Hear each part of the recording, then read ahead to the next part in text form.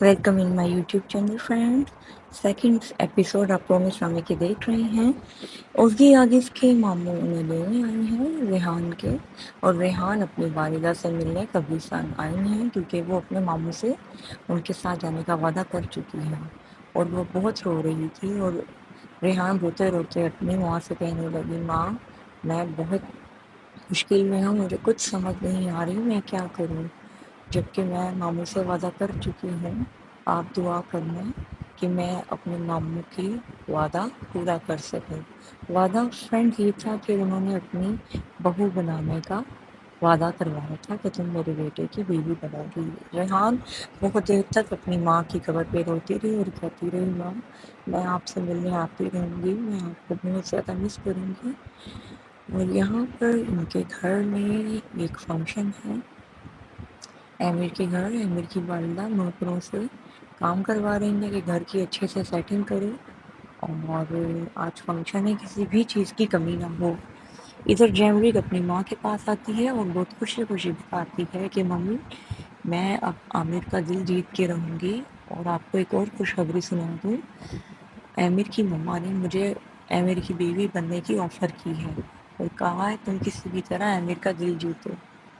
और इधर ही मालिका और निगार के साथ बहस कर रही हैं आमिर की माँ। वो कह रही हैं कि आप लोग सफाइयाँ करो क्योंकि एक घर में दावत है, और वो ये भी परेशान है कि एक घटिया और गरीब लड़की मेरे घर पे आ रही है। जैसे ही उसे इत्तला मिलती है तो उसकी आमिर की माँ का मुंह बन जाता है और इधर निगार उसको कहती है वेलकम मैम। और इधर आमिर के वालिद कहते हैं आओ बेटा अंदर आओ। और आमिर की माँ कहती है कहाँ से ये घटिया लड़की गरीब लड़की आ गई हमारे घर, तुम इसे जाओ और तुम इसे गेस्ट रूम में छोड़ कर आओ। इधर रेहान अपनी आमिर की माँ के हाथ चूमती है और कहती है आदाब आंटी, क्योंकि उसकी माँ ने उसकी बहुत अच्छी तरबियत की थी और वो ये भी जानती है कि उसकी मामी उससे कितनी नफरत करती है। इधर रेहान किचन में जाकर उसको मलिका खाना देती है और मलिका कहती है इसका ख़ास ख्याल रखना क्योंकि ये सर की भांजी है। और मलिका बहुत अच्छी और रहमदिल खातून है और वो उसे कहती है बेटा खाना खाओ, अगर खाना नहीं खाओगी तो सर बहुत नाराज़ होंगे। और रेहान खाना खाने लगती है और इधर जैमरिक एमिर से मिलने ऑफिस चली जाती है और उसे कहती है कि जल्दी जल्दी घर आओ, आज फंक्शन अरेंज किया है तुम्हारी मम्मी ने।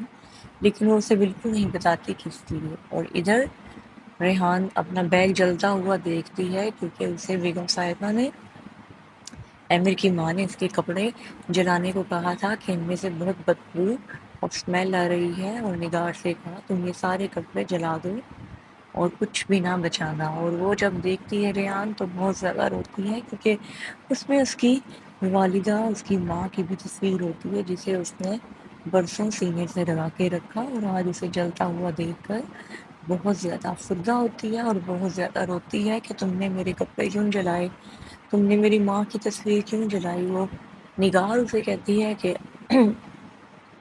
मैम साहिबा का हुक्म था।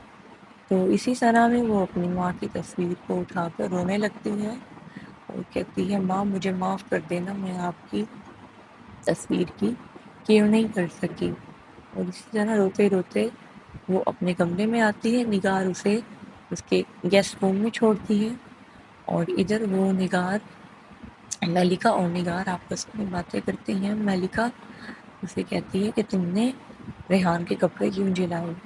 ये हैं आमिर के चचा और उनकी बेटी, ये उनकी हैं नौकरानी, ये उनकी बच्ची की देखभाल करती हैं। और इस सीन में वो उसे कहती हैं कि तुम्हारे कपड़े जल गए, तुम फिक्र मत करो, मैं तुम्हें कपड़े मंगवा कर दूंगी।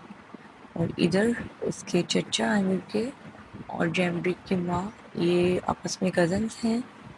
और ये जो बच्ची है ये आमिर की भतीजी है, आमिर के बाप की भतीजी यानी चच्चू की बेटी। और इधर रेहान किचन में हेल्प कर रही होती हैं, बहुत अच्छे से डेकोरेट कर रही होती हैं क्योंकि रेहान का काम बहुत अच्छे तरीके से जानती है।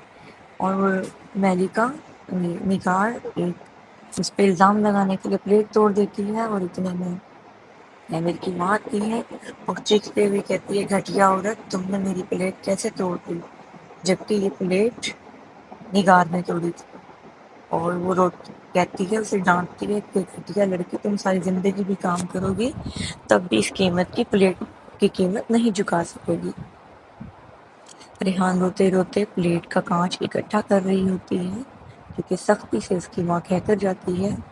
ادھر عامر اپنے گھر انٹر ہو رہے ہیں آفس سے، اور گھر آتے ہوئے عامر کی نظر کچن میں پڑتی ہے ریحان پہ۔ ریحان کے ہاتھ میں کٹ دیکھ کر عامر سے رہا نہ گیا، اور عامر اس کا ہاتھ دبا کر کہنے لگے کہ چھوڑ دو اسے، کانچ کو، لڑکی تم نے اپنا ہاتھ زخمی کر دیا ہے۔ پھر وہ پوچھتے ہیں کیا تم اس گھر میں نئی نوکرانی آئی ہو؟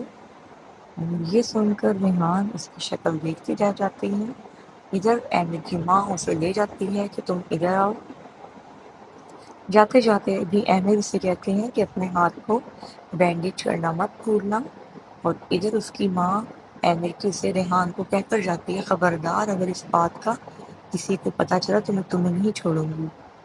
اور ریحان بہت زیادہ ڈسہارٹ ہوتی ہے، اور ریحان فیصلہ کر لیتی ہے کہ میں اس گھر میں ایک پل نہیں رہوں گی، کہ میرے ساتھ پہلی دفعہ اتنی انسلٹ اور بےعزتی کی گئی ہے۔